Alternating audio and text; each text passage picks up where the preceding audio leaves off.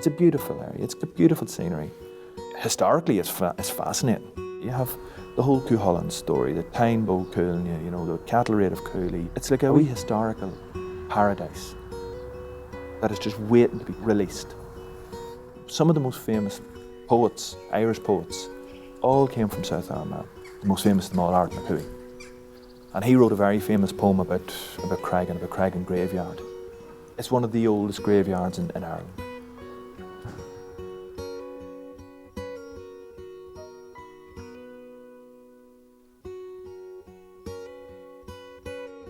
You have near enough 10 clubs within 10-12 miles of Crossmaglen. A lot focuses around when the games are on, when the training's on. Any social events will be held within the football club. Any bingo, any dances, birthday parties, or after funerals and stuff like that for dinner. It's probably the most important part of many people's lives. Everything, and I mean absolutely everything, surrounds what happens in the football club.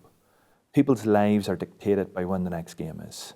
It's even more religious than religion itself. And religion is a huge thing in this area.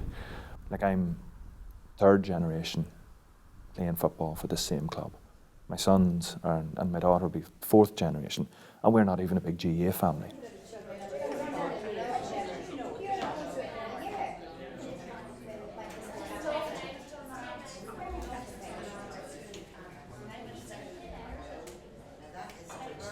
A lot of the women come from a village just over the border called Kilcurry. They were very hard initially to engage because they were afraid to cross the border, although it's only 2 miles away. Some of them had family in Newry and had experienced going into Newry during the Troubles. Others actually cut ties with their relatives or friends in the north. So back in 2007, 2008, we had great difficulty encouraging them to come to places like Forkhill, Crossmaglen, because they had this media image of it. And they were astounded when they got there that we actually were all normal. Well, fairly normal. We're all the same, really. We've all been affected by the Troubles and death. We all bleed the same, we all cry the same, we all laugh at the same old joke, and we all like a good time. And there's none of us wants it back again to those days. They're all lovely ladies cross-border, north and south, and I just love every one of them. We were complete strangers coming into this group, but we were made very welcome. There's nobody saying, well, you're Catholic or you're Protestant. It's just a lovely group. We're all just one. There's people from the south and there's people from Market Hill and all the different places, you know, and we get on brilliantly. The women from Market Hill are very interesting. They initially belonged to a victim support group. So 99% of those women lost somebody during the conflict. 99% of them lost it from people that would be from a nationalist background. You know, that's just the nature of the conflict. And I didn't expect them to come, but they did. And they talked about having been in Crossmaglen during the early 40s and 50s and having been to dances there, but they hadn't been back. And they actually thoroughly enjoyed it. And after a while, they asked that most events be hosted in Forkhill or Crossmaglen. I joined the order about 25 years ago. Probably would have been in it sooner, only I was in the pipe band, as the rest of my family were as well. I came from Blake and I went to the Roman Catholic school in Blake, so never had anybody else, only a mixed crowd. We're all mixed here and great, getting on shocking well. I'm in work in Forkhill. These ladies are across the border from me, just 3 miles away. And I mean, I never knew they existed, they never knew I existed. I'm married 51 years to the same man for my sins. I have 4 lovely children, 2 gay boys, 1 married to a Filipino, 1 living in Australia with another chap, and 2 others, a boy and a girl living in Dundalk. Love them all, love my gay boys, they are fabulous, It never mattered to me about religion. I think friendship's more important. Doesn't matter, it doesn't matter what colour your skin is either.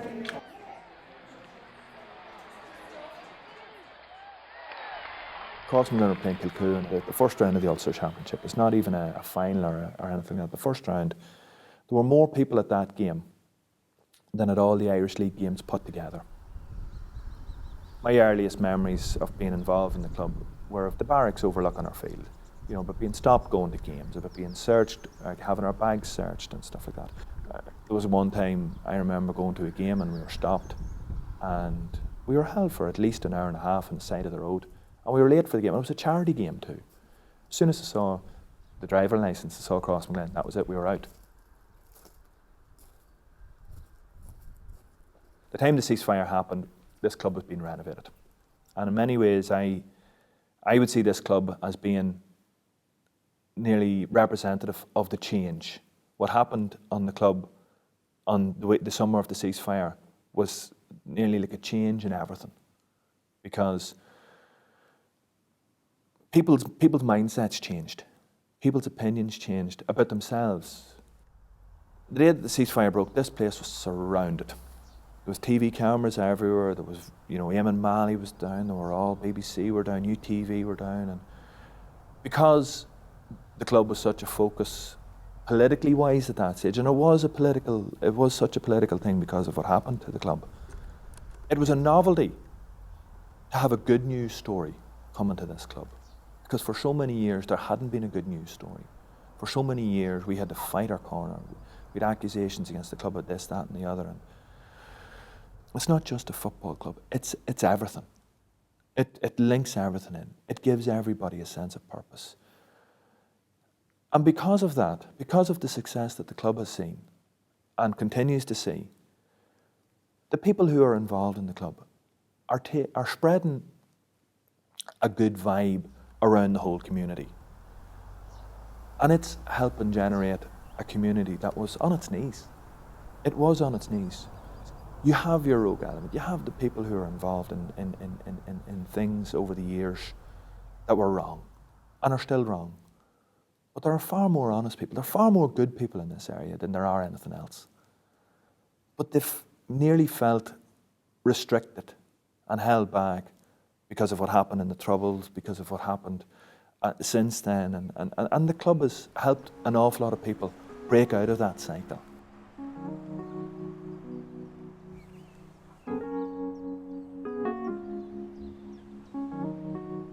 I was in the Merchant Navy when I was 15. I was in the Army when I was 16, and I was in prison when I was 17. So I lived a fairly colourful life, I have to say.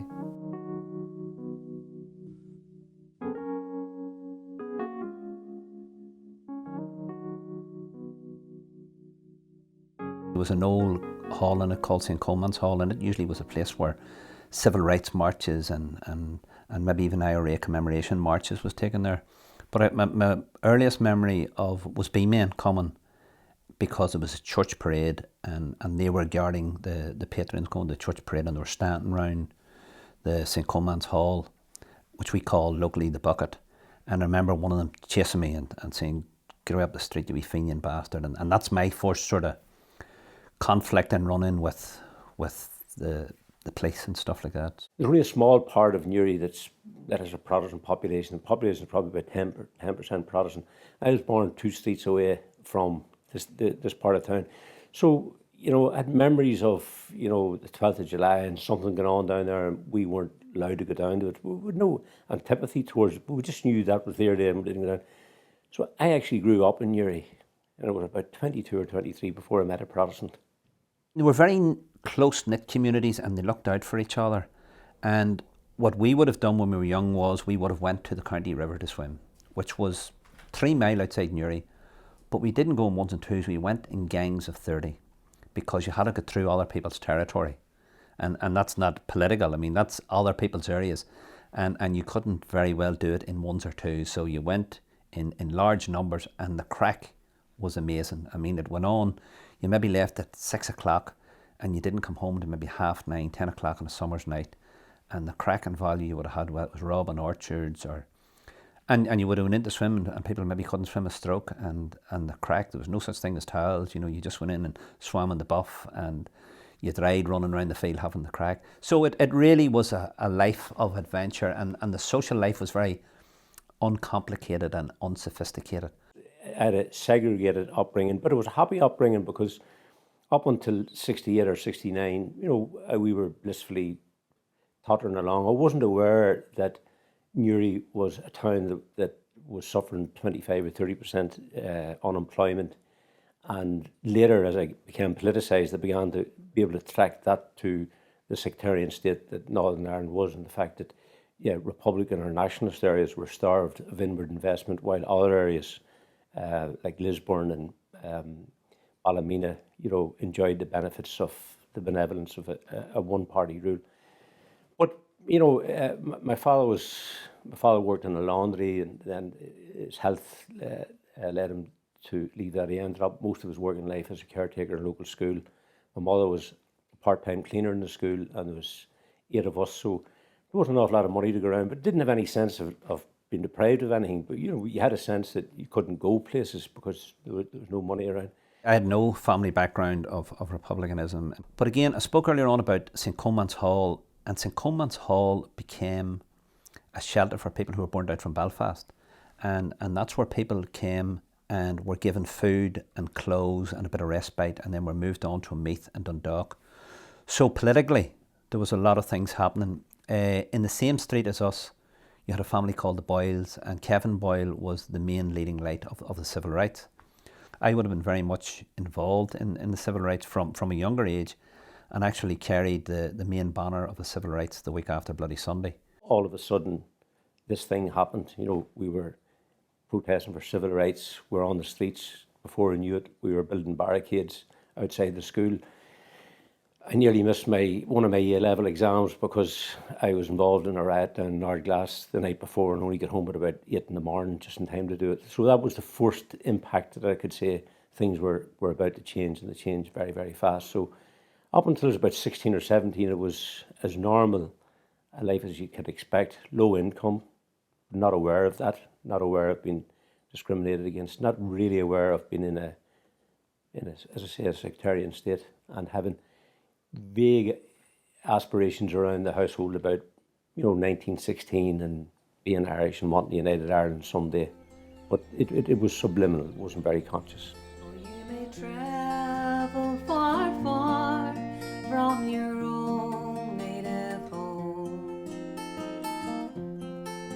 far away o'er the meadows, far away o'er the foam. Love South Armagh. I think it's so much people haven't seen, undiscovered.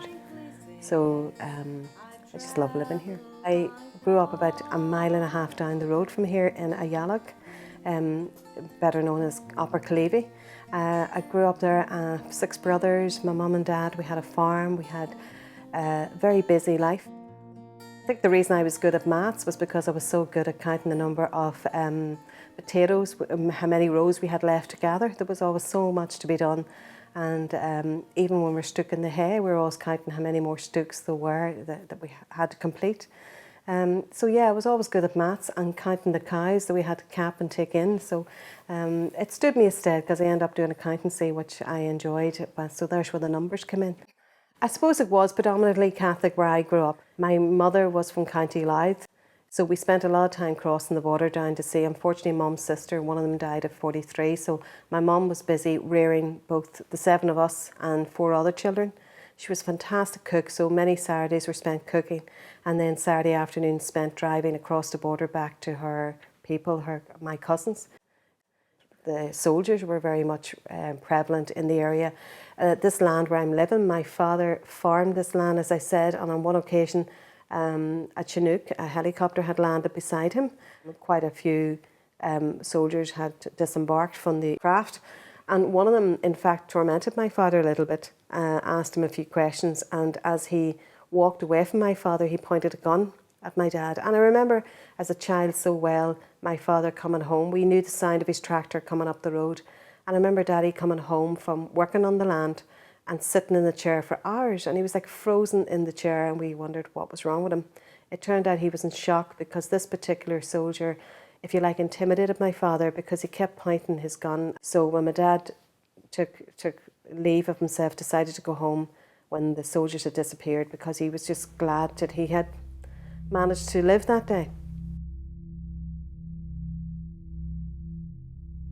I recall so well, like, because I played music, with my brother, the Miami Show Band, when they were killed. I remember it so clearly because, I suppose you identify with people like working and coming home late at night, and like we come home, many's a dark road at night. My eldest brother, unfortunately, he was hijacked one time in Crossmaglen. On the way to Crossmaglen, his van, he was a plumber, or is a plumber, and his van was taken off him, and he was held captive, if you like, for 2 days. My mother was going spare, wondering where he was, and eventually he came home and told us that his van is obviously used for some manoeuvre or for some move, and that did frighten my mum. One of my closest friends from Jordan's, from university, would have been from Harmon Park in Glengormley, and her and I have remained friends all these years later. And because I wasn't really a typical student, I didn't like student life. I loved being part of a family. Elaine, my friend, would very kindly take me over to Glengormley, and I would spend many's a night with her listening to music in her room. The only thing that used to worry me was her father would have his Union Jack flying, and I would walk underneath it every night on the way into her house.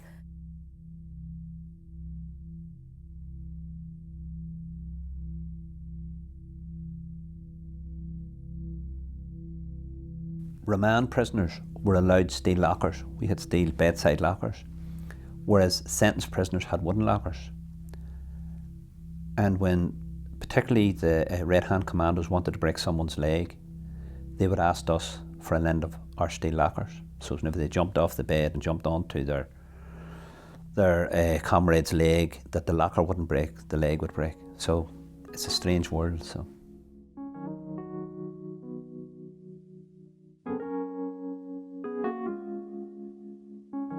Off I went to Dublin, and I got a culture shock when I went to UCD, because I was immediately aware that I was being treated as something different.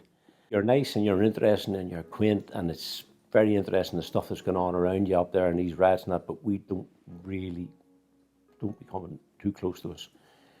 And then a few people outside of university life in Dublin, the occasions, the phrase, "you're from the Black North." I'd never heard of the Black North before. I went down to Dublin and initially didn't know what it meant, but it was the way black was derogatory in racial terms years ago. The Black North was a bad place. We don't care, and you stay away. So here I was feeling excluded from an orange state in the 6 counties. I come to the 26 counties and I'm feeling excluded there. From being excluded in north and south, I end up gravitating towards the most excluded, most marginalised group of people on this island, Irish travellers. And that led me in a totally different direction with my music.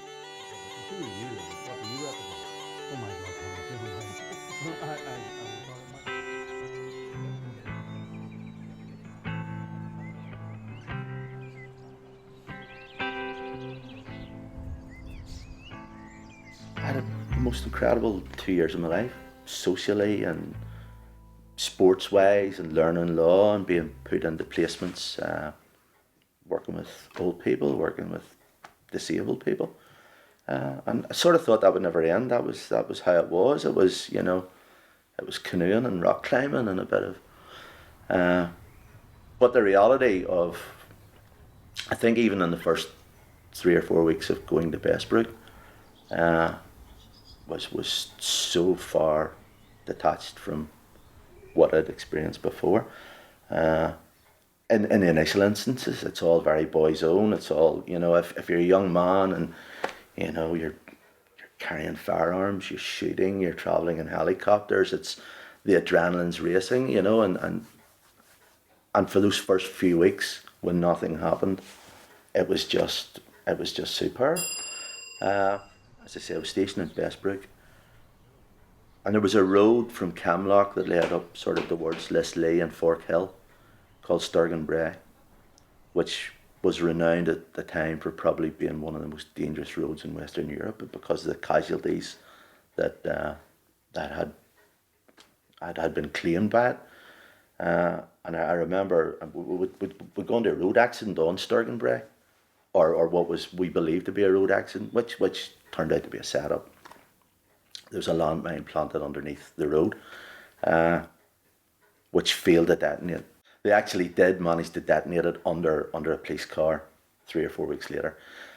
And that explosion was the first time when I think I was laying in bed, I was in the station, and I heard the explosion.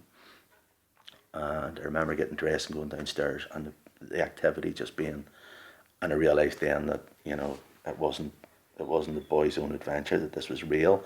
People were being hurt, and this was my existence for this foreseeable future.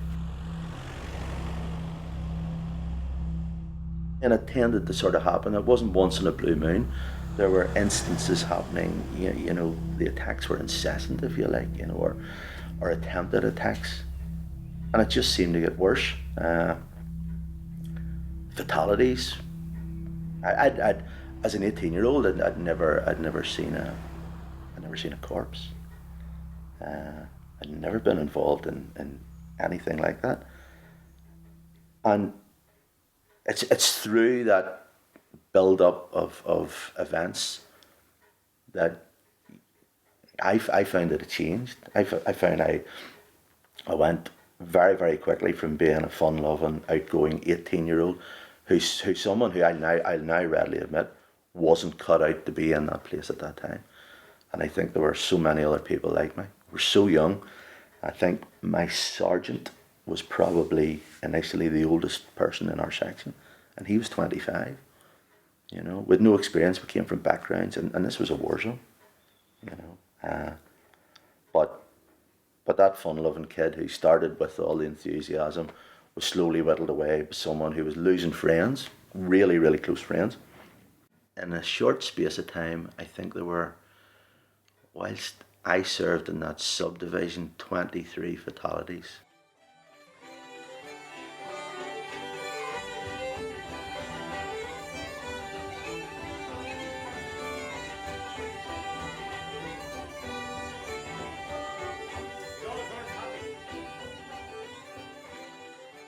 I get very much taken up with Shamey's perspective in life and his commitment to equality and justice. Now, I know some people might think that joining the INLA seems to be antipathetic to that, but I think for everybody that got caught up in the violence, I can only speak on the Republican side, but I'm sure it's the same everywhere. You know, there's a journey that people made, you know, and that journey was, for the most of the combatants, was informed by a commitment to do things for the better, and that was certainly with Shamey. Shamey, Lord of mercy on him, was killed. There was quite a few other close friends were killed. Some got involved with the IRA, and one or two of my neighbours blew themselves up and blew other people up, which is an awful tragedy. That the whole thing was just a tragedy looking back.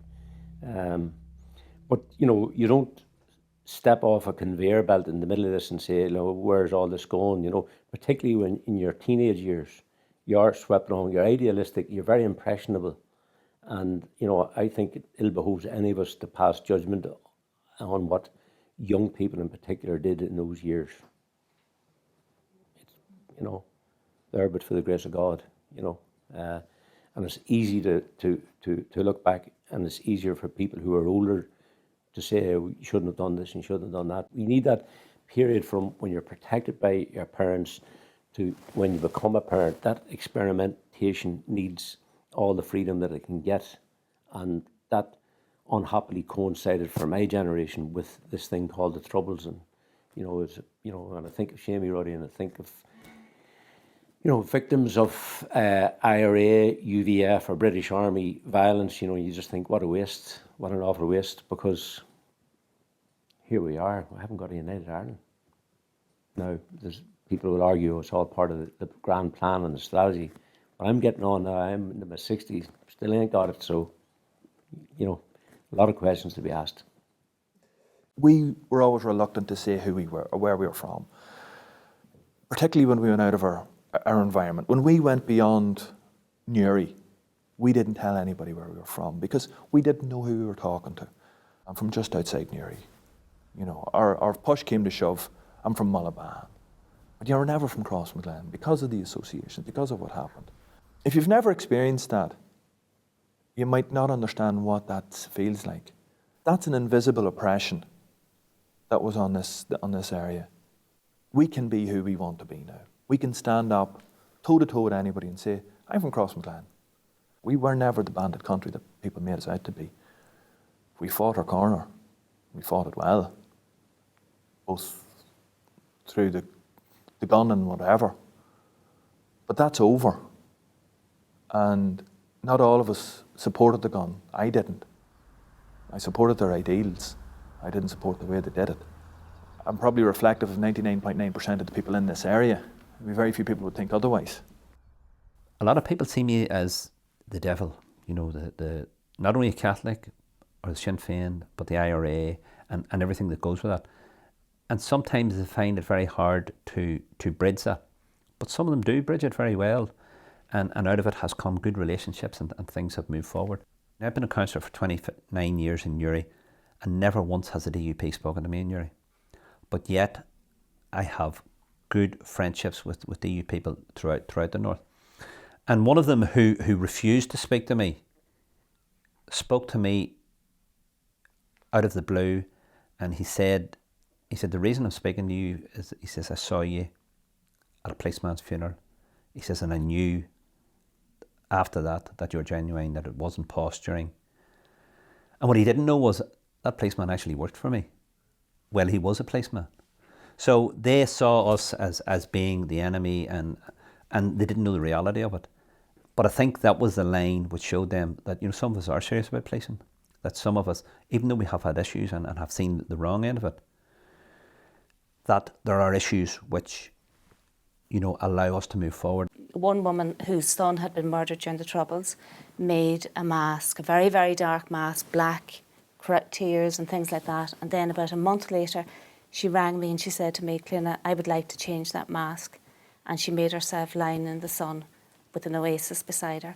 And she said that she had found her peace, you know, having worked and mingled in a cross-community setting. I called in with he's the sweetest man. But he was a part-time reserve policeman who both worked in the area and lived in the area, farmed in the area. And I had the most amazing respect for the guy, because when we finished work, we could come home. When he finished work, the threat for him was 24 hours a day. How he lived and worked in the environment, I'll never know. And I hadn't seen him in, it must have been 20 years. And I brought my kids to his house, and he was as open and as warm and as welcoming as he'd always been to me. So we walked up into one of the fields above his house. And for the first time, I actually looked at this beautiful vista, this beautiful place. And I didn't look at it through tainted eyes. And I asked him, had life changed for him? And was he okay? And was he happier?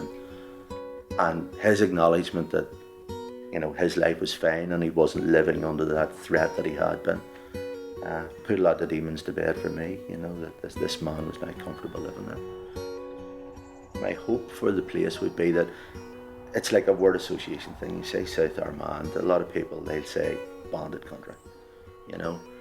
And for an awful long time, there has been this sort of, you know, like if you say Hungerford or Dunblane, there's an association that something sad or tragic happened there. And my hope or my aspiration for the place would be that South Armagh could lose that title of bandit country and just be seen, you know, for the beautiful place it is.